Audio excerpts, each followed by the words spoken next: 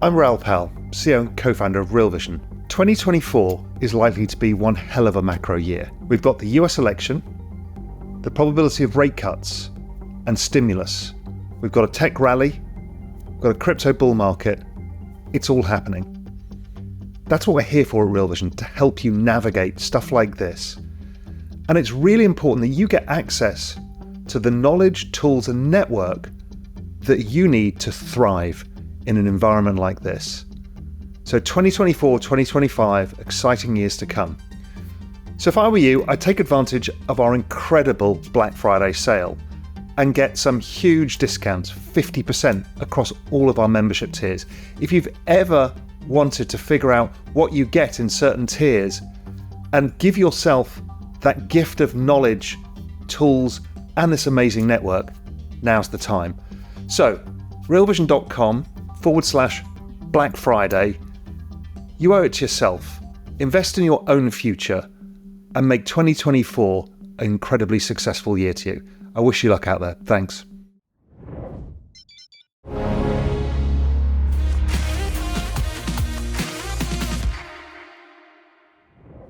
Hi, everyone. Welcome to the Real Vision Daily Briefing. In honor of the Thanksgiving holiday, the team is taking a much-needed day off live programming. But it is Black Friday, so we are running a huge special, 50% off all tiers. What does that mean? Well, it can help get you access to great content like this piece we are unlocking for you today. In this conversation, Andreas sat down with Alex Campbell, ex-macro hedge fund manager turned founder and CEO of Rose AI, to talk about how AI can help investors improve their trading. Enjoy. How can we use artificial intelligence and data to trade macro themes? Welcome to this edition of Buy Side Meets Sell Side. I'm Andreas Steno, your monthly host on this show. And in this show, we allow the buy side to talk. Enough talking from pundits from the sell side. In this show, we want the buy side to do the talking. And this month, I've found a perfect guest for a discussion on how to use data and artificial intelligence to trade macro themes. I'm joined by Alex Campbell, the founder of Rose AI, former Bridgewater Associates and Lehman Brothers, among other things. Welcome to the show, Alex. It's great to see you. Oh, thanks for having me. It's great to be here. Alex, first of all, and a very interesting cocktail you have on your curriculum with AI paired with investor experience from the buy side.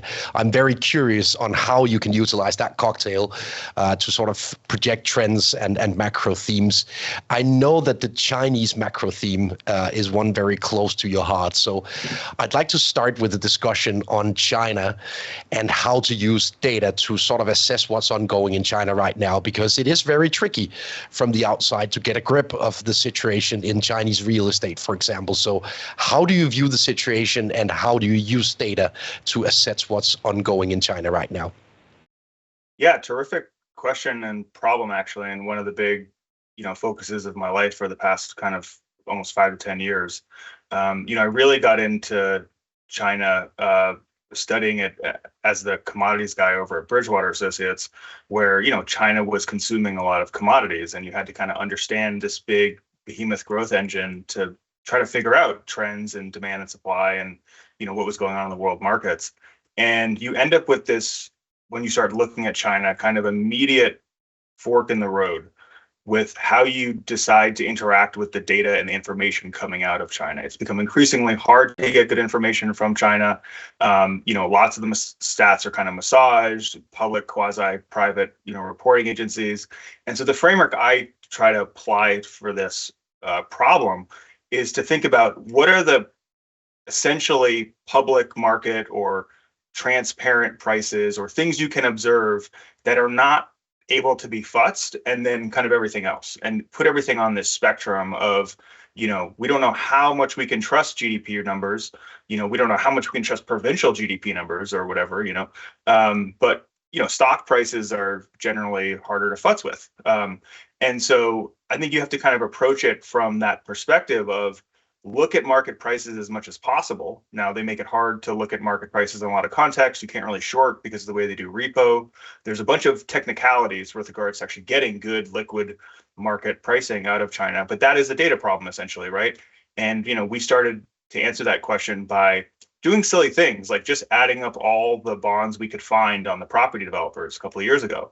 And this was when we thought Evergrande was going to have a problem. We said, look, their working capital needs are really voracious. They are very dependent on short-term dollar funding. It looks like it's going to blow up. It looks like the losses are basically bigger than the remaining market capitalization. And we made this call saying, look, just based on what we can see in the publicly reported numbers, they have more losses than they have market cap, and so we think that they're gone. And then that led us to kind of investigate, well, look, property has been this huge growth engine for China, and a lot of the kind of middle data, the credit data, the bond data, the investment data, which are to get a little bit more and more distended from reality, would imply that it's not just a localized problem to Evergrande, it's a bigger problem. And I think Western investors then get overwhelmed by this because they go and they look at, a bunch of, hundreds of property companies that they might not understand the names of or where they're coming from or what provinces they're in even, there's a huge language gap. And so we said is, look, let's just add up all the bonds, literally. Just find every Vanke bond you can, find every Shamayo bond, find every Sunak bond, and just see what they're saying. And even about 2 years ago, we saw that in the wake of Evergrande immediately, and then coming back later in the last 2 years for sure, the people who were investing in particularly dollar bonds basically were washed out years ago. They've been washed out for years. And if you added up the actual implicit losses that you'd have to generate to create the losses on those dollar bonds, we're talking trillions of dollars of losses. This isn't like 10 billion here, 100 billion there. This is trillions, if not, middle trillions of losses on, what is essentially the biggest asset class in the world, Chinese real estate. And so, you kind of then look at those numbers and you have to then go look at the official stats. So you look at GDP, you look at surveys, you look at things that are, sometimes reliable, sometimes not, like the PMIs are notoriously unreliable. And yet in COVID, they were actually a great leading indicator, right? The PMI got crushed in March 2020 or whatever. And it was like a good wake up call, like it's a 7Z move, what the heck's going on? And so, I think that there's this kind of, I don't know if it's an aphorism or just a rule of thumb that we had at the old shop or whatever, which is there's no such thing as perfect truth. Like even US GDP numbers, US inflation numbers, like they get restated, there's revisions, how much is the cost of living adjustment or whatever. And you have that problem in China as well, but it's the duality of kind of going back and forth and going back and forth and then just zooming out. And I think not enough people zoom out and going, wait a second, you're telling me that there's twice as much money supply in China as in the US? And that's according to them, right? You're telling me that $1 trillion of losses, and the banks haven't taken a loss at all, right? And so we think that you can actually, when you kind of aggregate stuff and then zoom out a bit, start to get a much more dynamic thematic understanding of where we are in this cycle and where we are with regards to their growth cycle, where they've had this gigantic credit boom. It's clearly it was a bubble. They have popped the bubble, and we're in this kind of Wile E. Coyote moment where none of the banks have taken any losses whatsoever, right? Which is shocking that they're able to get away with this. The equity markets are not really pricing that in yet. And so, so far the emperor has no clothes and the emperor's getting away with it. But when you start to look at things like reserves, things we can count, like how many treasuries do they have? We can talk about that more later. You go, wait a second, like they don't have infinite resources to deal with this problem. Maybe that's part of the challenge that they're facing. This idea that they can't really take the losses because they don't have enough, capital. And so, that puts us in a very clear kind of timing and market positioning if you're managing money, right? Which is you have a secular view, which is this thing's unstable, it hasn't hit the bottom, like wait till the banks go. And then the timing indicator, which is actually it's not that hard. Go look at the worst big banks you can find. Look at Minsheng, look at a bank called Industrial Bank, which only lists in on the mainland, and just wait for those banks to blow up, right? And this was basically the trading rule I got from my Lehman days, which was at Lehman, we're sitting there seeing the whole system kind of come down. And the indicators were actually pretty simple. It was just find the next financial institution that was reasonably big, that was under the gun, and just follow that rigorously, maniacally like look at Bear Stearns when it's under trouble, look at Merrill Lynch, look at Lehman, look at AIG, look at Fannie Mae, Freddie Mac. And when it's a systemic issue, you generally can see the problem as it manifests, but you have these big narrative waves you got to deal with along the way. So look at public market data as much as you can, triangulate that with kind of the thematic stuff you can coming out of it. Don't care too much about is it 5% GDP or 6% GDP, because we all know that's made up anyway. But the directions will tell you something, and then that should inform your overall portfolio. Very interesting introduction to this discussion on China, Alex. I noted, I think last week, that we saw early signs of liquidity stress between the Chinese banks. One of the first signs, at least visible signs of actual stress in the banking system in China. But since we've had a pretty visible crisis in real estate, how come we don't see the reaction in the banking space in China yet? Is it due to a lack of price discovery, or what's your explanation of what's ongoing there? Yeah, there's a huge critical distinction between Western financial markets and Chinese financial markets with regards to how they deal with repurchase transactions, right? So I'm not a repo expert. I don't want to get too into this, but essentially I have collateral, I have treasuries, I use it as collateral where I give it to someone else for a while. They give me some liquidity. I can use that to go do other things with that liquidity. I can buy stocks or what have you, and then I get the bond back and I give the money back later. Okay. The way that works in the West and in general, every big market is when we do that repo transaction, I actually sell you the freaking bond. You get the bond. You can do whatever you want with it, which means you can short it, right? Because now you have possession of an asset that you owe later in the future. So China does not have this version of repo, or it's like 10% of repo is this kind of version. They have something called pledge repo. Okay, pledge repo, you might know from the warehousing scandals about 5-10 years ago, is when you say, hey, I have a stack of copper in a warehouse and I'm going to pledge it to you for financing. It's yours. I'm not going to give it to you though. I'm not going to give you the title. I'm just going to give you a little piece of paper that says, oh, it's kind of yours, and eventually I'll give it to you, right? The problem, there's a bunch of problems with this, but one of the easy, obvious problems is that people were repoing multiple turns on the same collateral. They'd say, oh, I'm going to lend it to you, and I'm going to lend it to you, and I'm going to lend it to you, and I'll lend it to you. And they'd have 10 contracts outstanding for 1 bar of copper or whatever. So clearly fraud, right? But you can't find this stuff when you have pledge repo because you're never calling the actual asset. It also radically harms price discovery, particularly in fixed income, because you can't short bonds, basically. It's impossible to short bonds because you don't have borrow. And so you have this kind of weird situation where the only time that banks really have to call their capital back, or they have to call their loans back, is when they're liquidity constrained, not when they're like insolvency constrained or asset constrained. You see this with the U.S. banking system, with the regionals, the KRE. They have these NPV problems with their fixed income book because they went and bought a bunch of duration, and the Fed's like, no, we're just going to let you borrow money at LIBOR essentially or whatever to hold on to this for a year and not book the loss, right? It's kind of a similar, different with a different taste function over there. So what we think is the holdup behind the Evergrande bankruptcy, right? This thing went under 2.5 freaking years ago, excuse my language or whatever, is once they crystallize that loss by settling on an RMB loss, not just screw the dollar holders, right? But screw the RMB holders. Then you have someone at Minching who says, holy crap, we lent these guys $50 billion. We have to take a $25 billion write down on this, right? We have to take delivery in busted parking garages and tower blocks that are going to get demolished or whatever they have as collateral. That's all they have left. So you have this kind of daisy chain of recognizing losses, which is why the classic alternative is called extend and pretend. Extend liquidity and pretend there's no problem. Well, the issue is you have a couple $1 trillion of distressed assets right now. How long can you pretend that doesn't exist? Well, apparently they're still amidst this pretend and extend phase, given that we haven't really seen this huge spillover to the Chinese banking system and the Chinese banking stocks. And One thing I'd like your take on is how important this crisis in real estate is for the sort of official monetary policy of the Chinese central bank.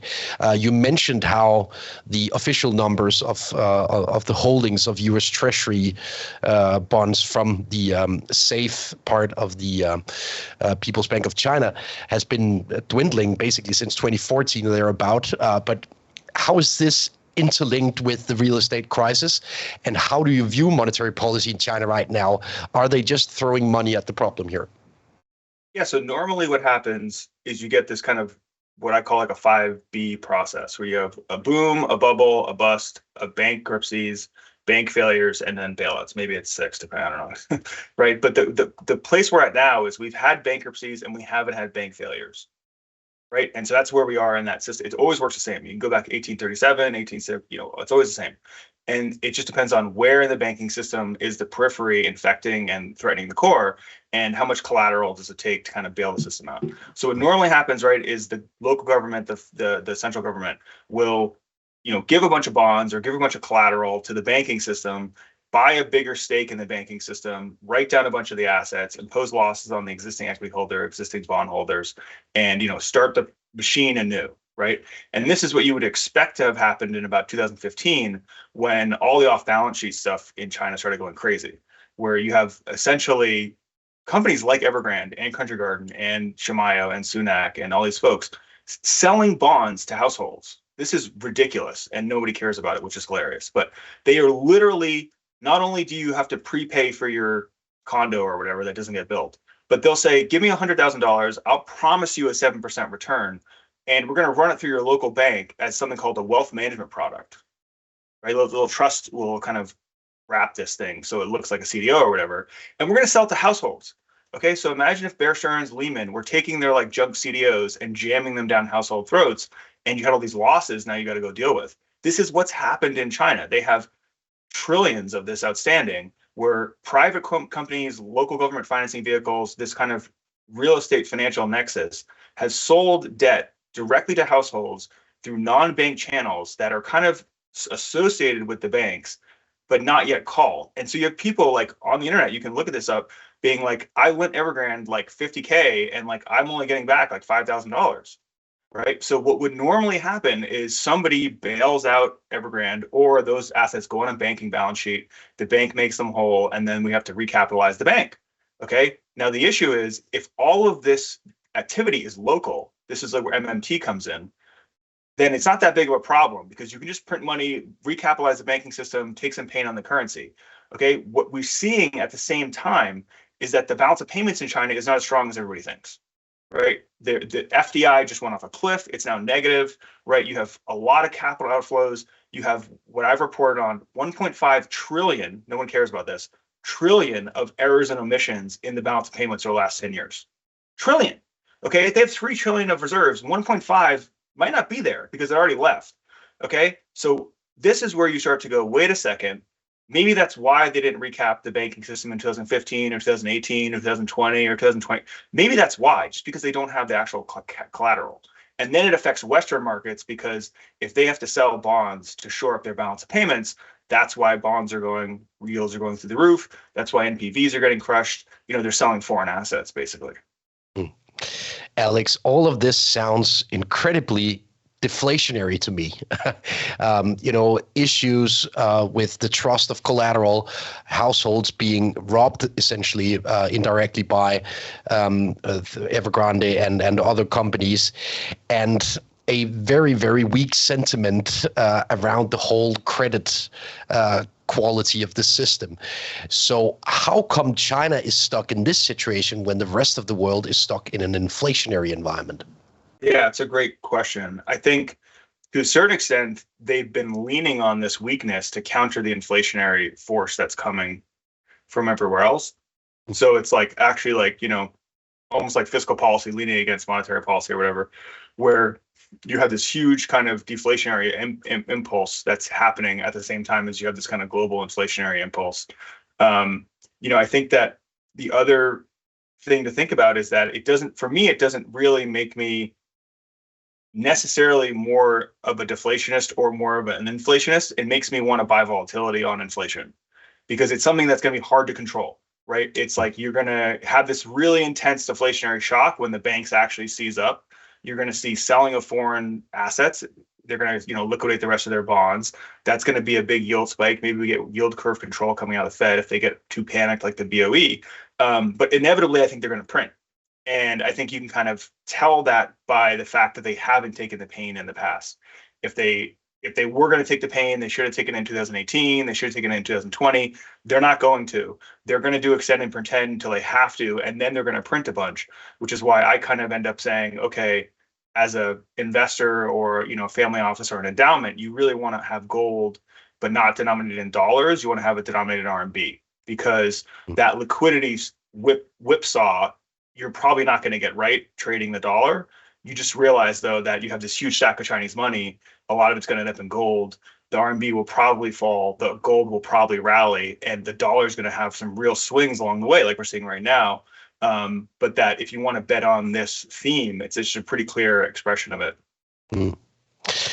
Alex, last time the two of us had a discussion, I remember you saying very explicitly that we need to remember that times of war are inflationary by nature. And obviously you've been 100% correct on that view over the past couple of years here. So given that we now have a new war to deal with in the Middle East between Israel and the Palestinians, on top of the already existing conflict in Ukraine, what do you make of the inflation picture here amidst these war times? Yeah, inflation is super interesting right now because we have the surge, we have the tight monetary policy. It looks like we might get the recession that kind of Powell needs softish landing to kind of really kill the bug or whatever. And yet, if you go back and look over long periods of time in history, and this is part of the data work that we spent a lot of time on, it's just so obvious that the big inflationary moves come from conflict.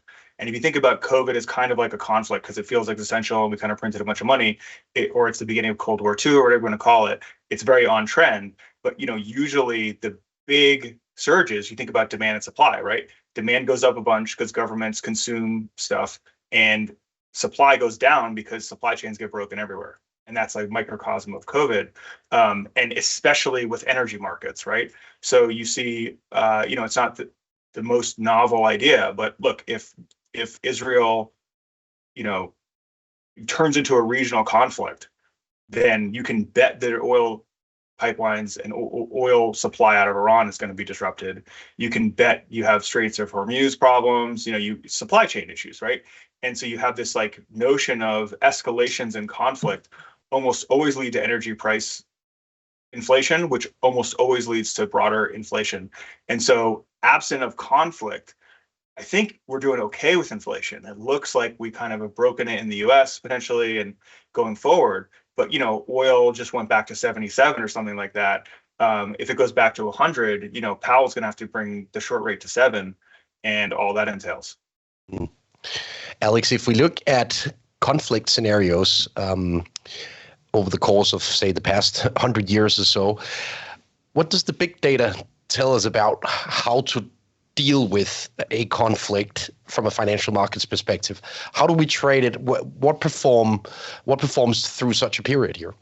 Yeah, it's one of those things where investors hate betting on conflict because you have no alpha on conflict, which I kind of understand. I think of it as more something you need to hedge and just understand in your broader portfolio allocation. Absent of conflict, you really would want a very dispersed, diffuse collection of betas in like what we call your beta portfolio, your market return portfolio. You want a bunch of bonds, you want a bunch of stocks, you want, Chinese stocks, you want Russian stocks, you want, Iranian currency or whatever it is. When you go look at long, periods of time, what you find is that the single best way to eviscerate value is to have your assets in a place that loses a great conflict. It's just incredibly obvious, right? Where you get zeroed out in Germany twice. You get zeroed out in Japan after World War II.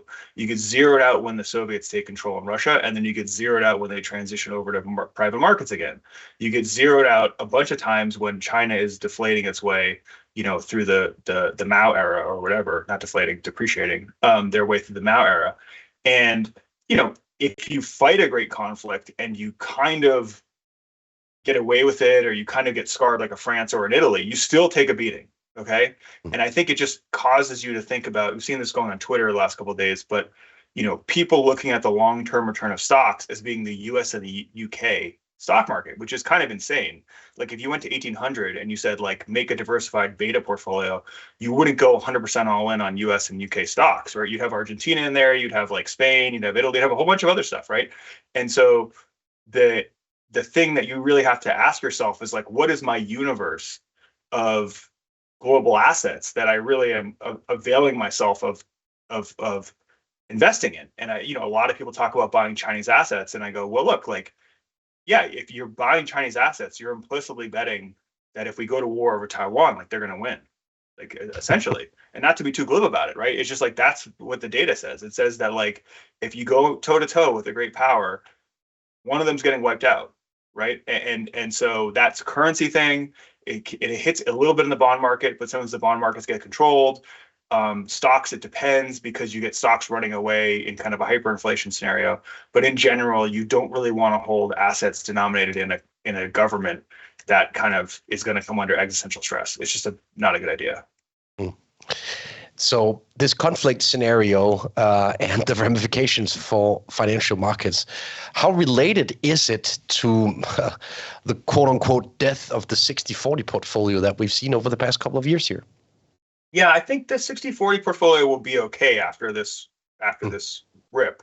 I think people aren't counting what I say is like how many bonds are in the stocks, right? There's bonds in the real estate, there's bonds in the banks, there's bonds in the stocks, and the bonds just got murdered. Okay. And so, yes, Powell could go to 7 and treasuries could go to 7. You might lose another 200 basis points, but it's probably not going to 10. You know what I mean? It can't really go to 10 without the whole thing exploding. So, I think at a certain point, bonds are going to be a great buy. I don't know if they're as much of a buy as maybe other people, because I'm like a little bearish because of this inflation and conflict theme. But I think that, what you really saw as a challenge to people wasn't even necessarily 60/40, it was risk parity.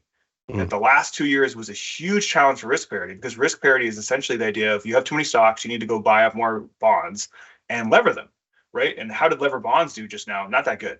So, you have this kind of dynamic where even in beta portfolios, investor psychology in and out of these themes really drives a lot of this. So 60/40, I've always said that people are underallocated to gold just in general. I think that we'll see that on the other side of this. We'll see people everyone has 5 to 10 to 15% gold. I'm denominated in gold because I'm, a bug or whatever. But and I see these themes coming. But I think it'll be 60/40 plus gold and a little bit of commodities, because as we're seeing, rising inflation is death to bonds and, really hits equities if they're not growing their way out of it. Alex, what are the consequences for long-term portfolio construction of this conflict theme and everything that we've seen in the 60/40 portfolio over the past couple of years here? It was basically an eye-opener to me that you mentioned that either you're on the winning team or the losing team of a war, also in financial terms. So how do you think about portfolio construction given all of this? Is it safer to remain invested near to your own shores, or how do you view it? I've always been a barbell person. Like, I think a lot of people lose money in the middle confidence. You know what I mean? Like, I think when I was my interview question for Lehman Brothers for my first trading job, they're like, if I give you, $100 million, what would you do? And I was like, this is like 2007, right? And I was like, I don't know, man. Like, I'd buy some bonds and buy calls on some stuff I like or whatever. I think that's, if you're really playing for alpha, how you should think about it is like protect your money, make your money. I think the big challenges that portfolio constructors face are honestly just the ramifications of what just happened with interest rates. Like most big endowments, most pension funds, most sovereign wealth funds, they make decisions on a 1 to 2 to 5 year horizon. And they just spent the last 10 years gobbling up private equity and venture capital because interest rates got smacked to zero, right? So you have this thing where, there are bonds in the companies, right? There are bonds in the private equity, there are bonds in the venture. because when ZIRP happens, when interest rates go to zero and the 10-year treasury is trading at 2, every long duration, illiquid, kind of pro-growthy asset gets bid up to the moon. And I saw this when I was trying to raise. I'd run around and say, okay, we're providing a liquid alternative. We're going to try to make some alpha. Here's this China theme. And they'd say, look, man, we just took our liquids book and divided it in half and went and bought a bunch of private equity. And you say, like, why? They say, well, did you see the Yale returns? Everyone talks about Dave Swenson. They say, Yale has showed us the truth, which is go buy all this liquid stuff, liquid credit, a liquid PE, liquid venture. And by the way, this stuff has a 10 to 20 year return cycle on some of these things. And now they're locked into these, right? And so I think this is a big theme that people are still a little bit slow on. You saw it happen a little with the UK financial institutions that had a lot of this long duration stuff, but a lot of these private equity portfolios, a lot of these venture portfolios are overmarked. And so you're going to see selling of, we saw bonds, but you're going to see some selling of stocks and liquids as they have to kind of rebalance those portfolios because they already have too much liquid equity. And so I think that that's going to be a bearish trend for sure. And I just would wait for the carnage before making a big private equity investment because the fundamentals of that business don't even necessarily make sense when the cost of debt capital is higher than the cost of equity capital like it is right now. Alex, as I mentioned early in the program, you've basically ventured into artificial intelligence. Now you've founded Rose AI, and I'd like to spend the last 10, 12 minutes here on discussing the future of portfolio construction investments given artificial intelligence. My first question, and it sounds very simple, but it may be very complicated to answer. How far are we from a scenario where I can ask artificial intelligence the same questions that I've asked you for the past 30 minutes? Yeah, great question. And I'll kind of start a little bit by reframing it, which is, I started Rose because I more or less came to this realization that like every financial institution is just an information processing engine, right? When you're a trader, you get these down days on Sunday or you have a bad week and you're like, oh, I'm just playing a video game. Like, what's the point of this video game? It's all just numbers in a spreadsheet, right? And you hear finance guys talk about this all the time. And like the actual logical extension of that is you're playing a digital video game with like numbers in a spreadsheet. And the way that financial institutions deal with information and data is a reflection of that, where they make it really hard to update the spreadsheet, right? They make it really hard to get the data and clean it and merge it and get it to clients and turn the portfolio over. And, people say like, why are there 1,500 people working at Bridgewater or whatever? You go, well, it's hard. It's hard to go and collect and clean and analyze and synthesize that data, even when you know the rules that you want to use to apply that data to markets. Okay. And so, you see this tension between, is Bridgewater fundamental? Is it, quantitative, or what does systematic mean? You go, well, it's kind of both, and people like their heads explode. But the reality is that just processing this data, buying and selling data, warehousing it, understanding what the heck is in your machine is an enormous, enormous problem, and pretty much what most financial institutions do, and especially what most hedge funds do. Right? They take in information from all different kinds of places. They come with a view of portfolio. That portfolio is different than the market portfolio, and then they go try to make their alpha. Right? And so we started Rose because we said, wait a sec, I might be wrong or right about China and gold, and who cares about Campbell's view on conflict and inflation? But I know that I'm right about how painful this stupid thing is, and how much value can be unlocked if we could tap into each other's understandings and wisdom. Right? So this idea that the machines are going to get smarter, not just because there's a good LLM that Sam Altman made, but because they have access to information in different ways that they didn't before. The cloud's a big part of this, but they have access to, thoughts. And so we're trying to build systems and, networks so that when an analyst has a really good idea at Goldman Sachs or JP Morgan or whatever, they can encodify that into actual knowledge that someone else can buy.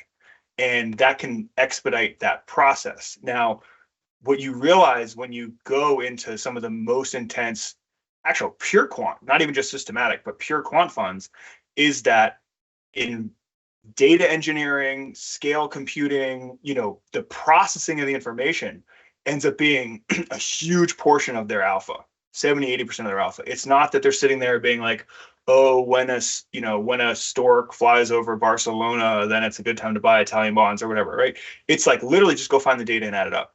And so that to me is going to get us, I think, 75% of the way there, but is way harder, ironically, than building a robot that can chat about gold market with you pretty well, because we're going to get pretty good at that, right? It's the actual backbreaking work of, hey, what are all these engineers doing to go and find this information, clean it, and code it with our right representation to really go and understand how to test it, right? And I'll give you two quick examples here because it sounds like, gibberish or whatever, but it's like, think about just what is the Sharpe ratio of US stocks?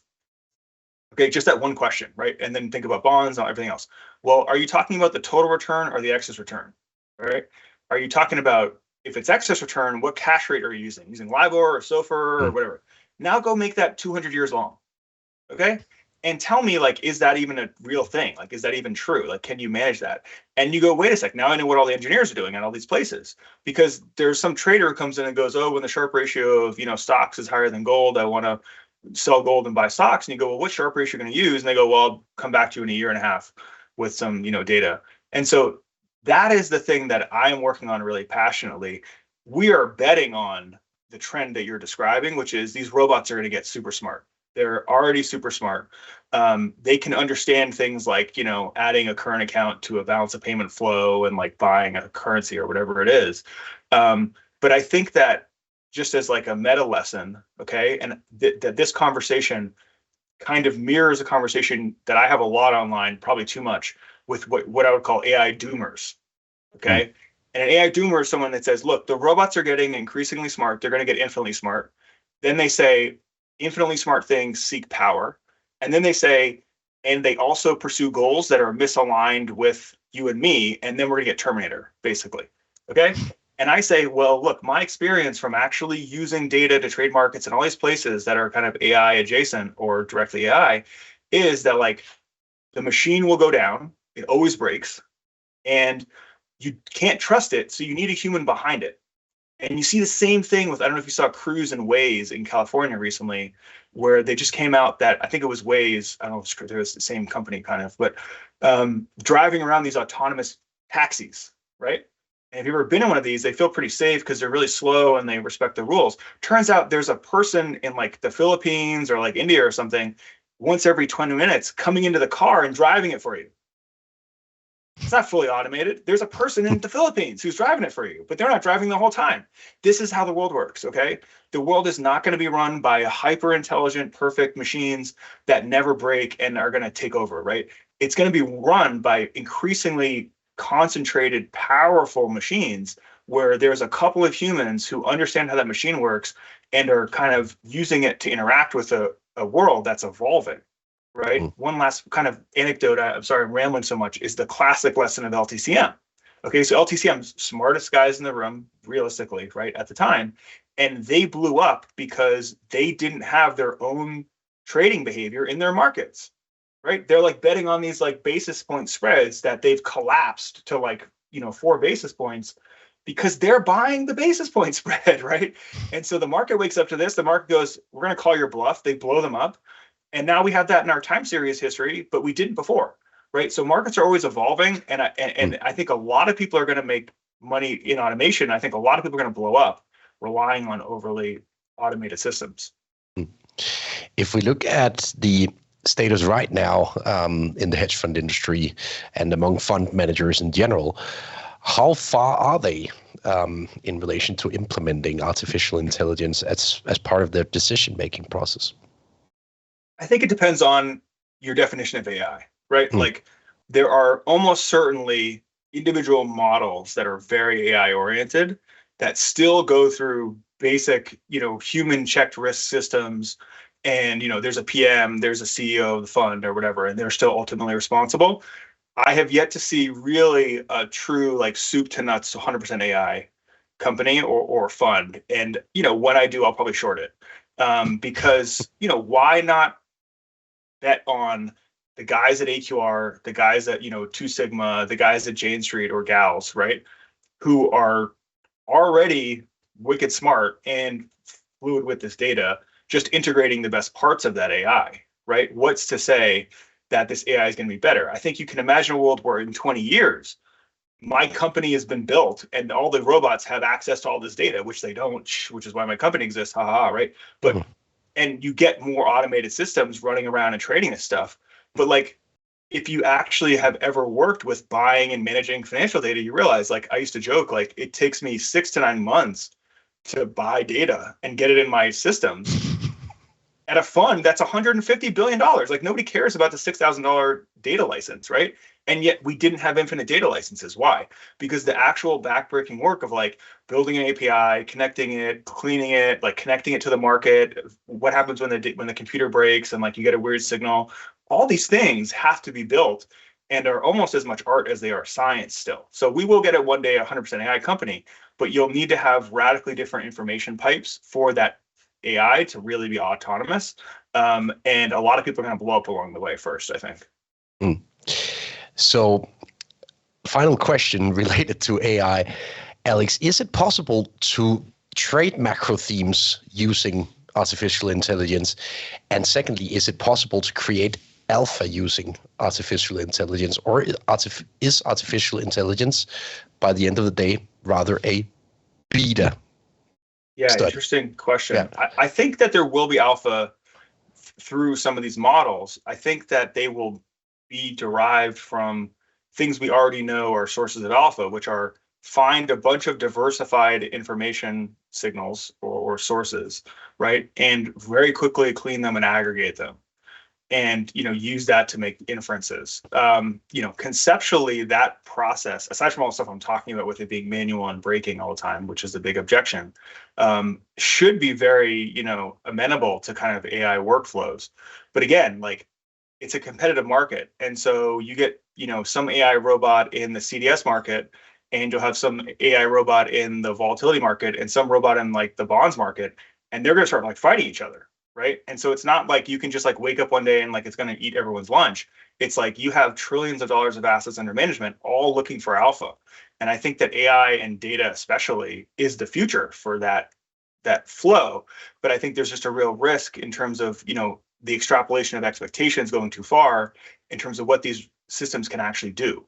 And that's, honestly why I've devoted my life more or less over the last couple of years to the idea of like radically democratize access to information, radically democratize the ability for people to find data where it is and ingest it, because I want to bet on both the human and the robot needing that data. And I think that it'll be those two working together is really the future. Alex Campbell, founder of Rose AI, thank you very much for being with us here at Real Vision. A pleasure to host you. Thanks for having me. It's always a great time. This was it for this month's edition of Buy Side Meets Sell Side. I hope you appreciate the monthly tour around the buy side of the equation. At least I learn a lot every time, and Alex was another great guest for this show. I'll see you again next month with another great investor invited to the Buy Side Meets Sell Side show. See you then. I'm Raoul Pal, CEO and co-founder of Real Vision. 2024 is likely to be one hell of a macro year. We've got the US election, the probability of rate cuts, and stimulus. We've got a tech rally, we've got a crypto bull market. It's all happening. That's what we're here for at Real Vision, to help you navigate stuff like this. And it's really important that you get access to the knowledge, tools, and network that you need to thrive in an environment like this. So 2024, 2025, exciting years to come. So if I were you, I'd take advantage of our incredible Black Friday sale and get some huge discounts, 50% across all of our membership tiers. If you've ever wanted to figure out what you get in certain tiers and give yourself that gift of knowledge, tools, and this amazing network, now's the time. So realvision.com/Black Friday. You owe it to yourself. Invest in your own future and make 2024 an incredibly successful year to you. I wish you luck out there. Thanks.